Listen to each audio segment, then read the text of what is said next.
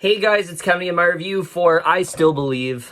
So what I Still Believe is essentially about is we center on the true story of Jeremy Camp, who eventually goes on to become one of the most successful Christian music singers out there and things like that. But the film starts off, he is a freshman in college and at this Christian camp of sorts, and he comes across the girl that eventually ends up becoming his wife, Mellisa, who these two meet, and very quickly after they meet and get together, she finds out that she has stage 4 ovarian cancer, and so basically now he has to try to deal with that as best as they can and hope that they can get over this together, and that's really all I'm gonna say because there's not much else happening in this movie. But yeah, I Still Believe. Look, this is a film that I was initially planning on seeing in theaters. In fact, the day I was going to see this is the day that AMC's like, yeah, we're gonna close all the theaters. This is getting out of control. So I didn't think that I'd be able to see this movie until way down the line. I certainly didn't think I'd be able to see it this close to release, but understandably, I wasn't really that excited for this film. These kinds of Christian films, they don't really appeal to me all that much, but I did have a little bit of hope in there because the directors of this film actually did a film I actually quite liked, I Can Only Imagine. I thought that was one of the better ones that I've seen. It actually had a pretty good story to it, and I was hoping that maybe this one could be a really solid romance film as well, but I really wasn't sure, so I finally checked it out, and there's really not that much to say because there's really not that much to this film. I Still Believe is a very boring romance film that is pretty much just the textbook definition of what you expect a movie like this to be. But we're just getting to right now, starting off with the cast. And I will say right now, that's definitely one of the least terrible aspects of this movie. The movie itself isn't terrible, but it's definitely one of the better things about this movie that I do think overall does elevate it. Let's talk about our main star here, KJ Apa. This is an actor who, I've said it before, he's very on and off for me. There are some performances that he's had that I think he is strong in, but then you go to things like Riverdale, in which I always kind of thought he was the weakest link in that. Seeing him here, though, I actually did think he did a pretty good job. All of his emotions and things like that come across as very genuine. You can tell that he did a pretty good job, I think, of embodying who Jeremy Camp was. Now, I'm no expert on, who Jeremy Camp really is and all that kind of stuff, but it seemed like he did a pretty good job with that. It definitely seemed believable in the role, and I did like what he ended up doing. There is actually an effective scene with him, that I thought Appa did a really solid job with, pretty much when he starts to figure out that Mellisa has this cancer and things like that. I thought overall he definitely did do a good job in the movie. He carried it pretty well. Britt Robertson, on the other hand, an actress that I normally really do like, but here, I wasn't really feeling her in this role, to be honest with you. I felt that she was very bland, very one-note. It very much seemed like I wouldn't say she was going through the motions, because she definitely seemed into it, but I really thought she was overdoing it here. There are many scenes in this movie that come across as almost a comedy with her. Like, she was just really over the top in this film. I didn't buy the romance between these two one bit. I did not feel the chemistry there really at all. It just felt very forced, and it sucks because I went into this thing that Britt Robertson would be the highlight of the two, but the film really just does not utilize her that well, and that was very disappointing for me, considering the main part of the film is all contingent upon if you care about these two. I just don't think that the film did a really good job with utilizing her talents all that well, and I was very disappointed by that. As far as the supporting cast go, there's really not that much to say here. Sinise is probably the most well-known actor in this entire movie, and he does have one really good scene, but other than that, he's pretty much wasted here. Same with Shania Twain and Melissa Roxburgh. They really don't have anything to do. I will say, though, Nathan Dean Parsons, who plays this friend of Mellisa, Oh my god, he was terrible in this movie. He's just playing like the other guy that is like jealous of, what's going on between Jeremy and Mellisa, and he likes her, and then he just kind of fucks off for the rest of the movie, and he doesn't have like anything to do here whatsoever. I did not like him here. I thought that he was really miscasted, and I was not liking him in this role. But other than that, I mean, the movie's well casted, I guess. There's not really much to say in the acting department overall. Now we get to the directing and the writing, which this is really where we get to the main things that I think really bring this film down. The directing here by Andrew and John Erwin. Here's the thing that bothers me about this movie is that, and I can only imagine, yes, were there scenes in that movie that were very heavy-handed? Yes, but they, for the most part, took it seriously. It felt like they cared about what they were doing, and I have no doubt that they care about this as well. It's clear to me that they do.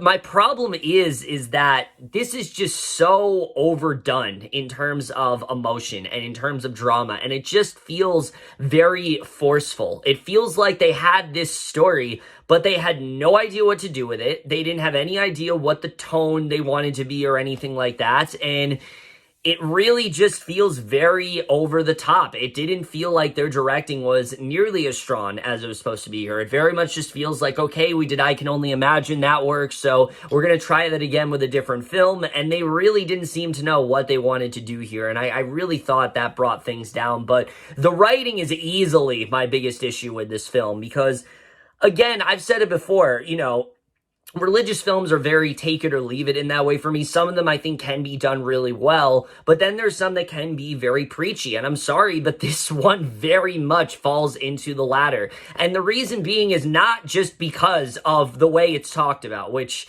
they really force it down your throat. I mean, every other line is like, God brought us together and we need to pray and things like that. And it's like, okay, I get it. These characters are very religious, and that's fine. I don't have a problem with that. But the way it's done in this movie, it's very forceful, it's very heavy-handed in that way, and I didn't buy into it whatsoever. But that's not even my main problem. My main problem is that other than the main story of Mellisa getting ovarian cancer, there is no reason to care about anything that's going on in this movie. Obviously, it's very sad that she has gotten this disease, but it felt like the movie was just kind of waiting for that to happen, because up till that point, there is nothing happening in this movie. He meets Mellisa, they have a few encounters, she seems to really enjoy his music. There's even a hint at possibly a love triangle between her and Nathan, between him and Nathan Dean Parsons' character.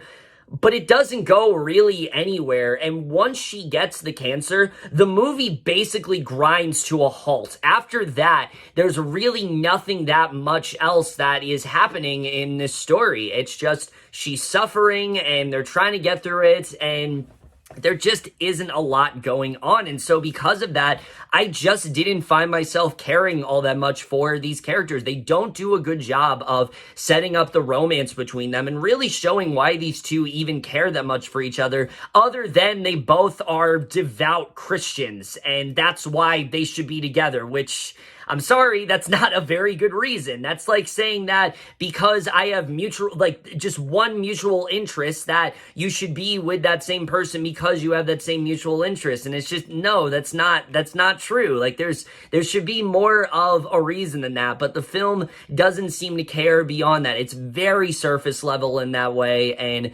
that's one of the biggest problems with this movie for me, is that it just doesn't go anywhere beyond a very basic level, and I just did not find myself caring all that much about this story. I have to say, I found it to be very bland and dull, and I also found the characters to not really be characters. There aren't really characters in this movie. There's just people going through stuff. And that's the best way to sum it up. You have Jeremy going through stuff with Mellisa. She is getting all these cancer treatments and things like that, and it's making their life a living hell, and that's that. And then you have Mellisa and her kind of accepting the fact that, this cancer is eventually going to get her and things like that, and there isn't much else going on besides that. I wish I could say there was more to this movie, but there's really not much more going on there. And like I said, the way the story is handled, it's really not done all that well. The whole reasoning behind them,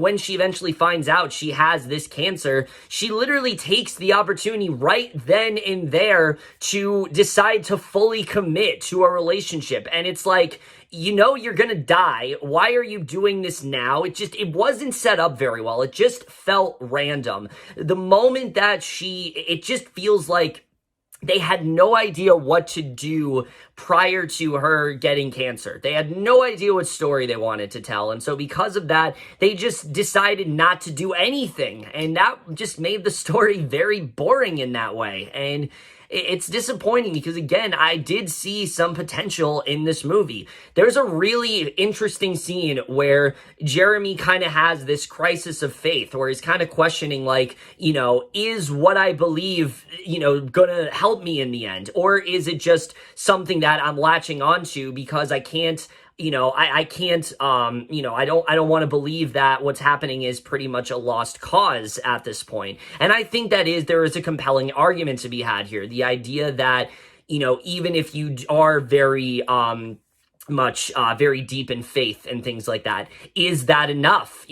Are you just holding out for a miracle at that point? Is it just all a fruitless effort? But the problem is, aside from one scene, the film does absolutely nothing to really cover that all that much. Because again, it's got to be this preachy Christian film, and it doesn't work. It doesn't work. It just comes across as so phony and cheesy to me, and it's just very hard to watch at points. Again, like I said, there's also one scene in the movie, two actually, that are very unintentionally funny. There's a scene where Britt Robertson's character finds out she needs to have this heresectomy of sorts, and she literally looks into the camera and seriously says in a very over-the-top voice, like, "Wait, you mean I can't have children?"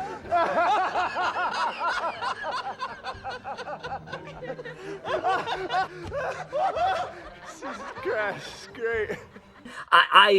I couldn't contain myself. I literally just started bursting out laughing at that point because that is so stupid. It's like the movie thinks we're dumb. Like the movie doesn't think we understand what that actually means. And then the movie follows it up with this ridiculous scene of her like trying to open this pickle jar, and she just drops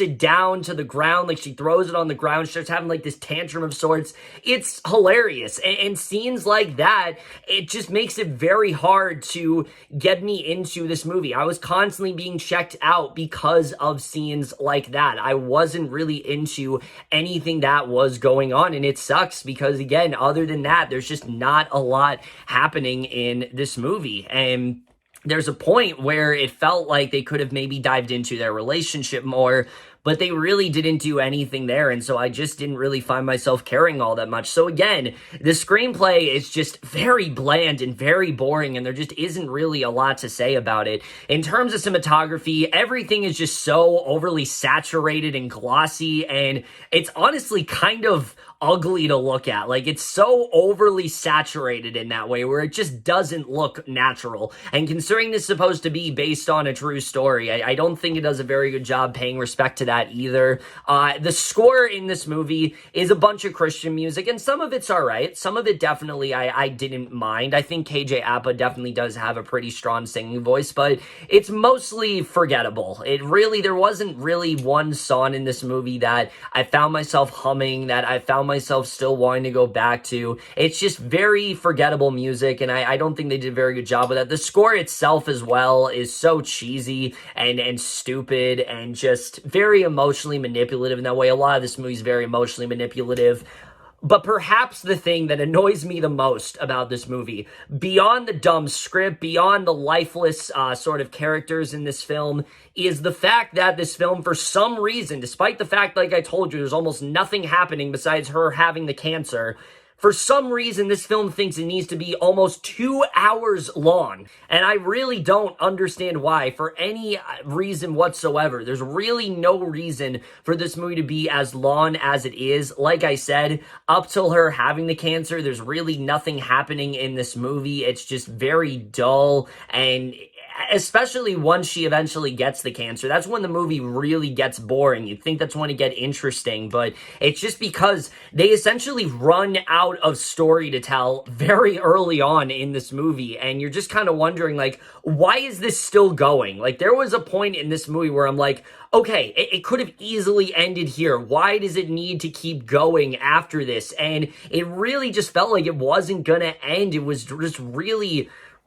grating on me at points. It was a very grating watch, and I just did not enjoy this very much at all. And the ending itself is really stupid, honestly, considering this is supposed to be a story about him and Mellisa. I don't understand why this movie ends the way it does. I found it to be, honestly, kind of disrespectful. It didn't really feel like it had anything to do with the story that they were telling, other than this small piece of information that's dropped at the end that really felt like it could have just been in a completely different movie overall. But really, other than that, I Still Believe is a very bland film. It unfortunately is everything that I don't like about these kind of movies. It's very preachy. It's very over the top. It has some actors that definitely are really competent, but most of them are pretty much wasted. KJ App and Gary Sinise definitely do come off the best, but everyone else gets either shortchanged or they just have nothing to do whatsoever. The characters are lifeless, the story is bland, and just overall,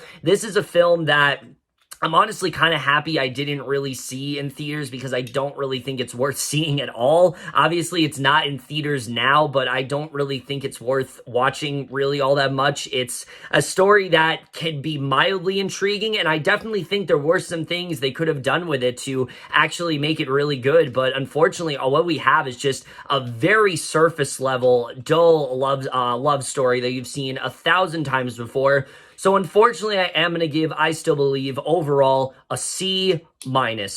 But over, guys, in my review of I Still Believe, let me know what you guys saw this movie overall. Lift your thoughts, and we'll see you guys in my next video, and we'll see you guys for that. Okay, bye.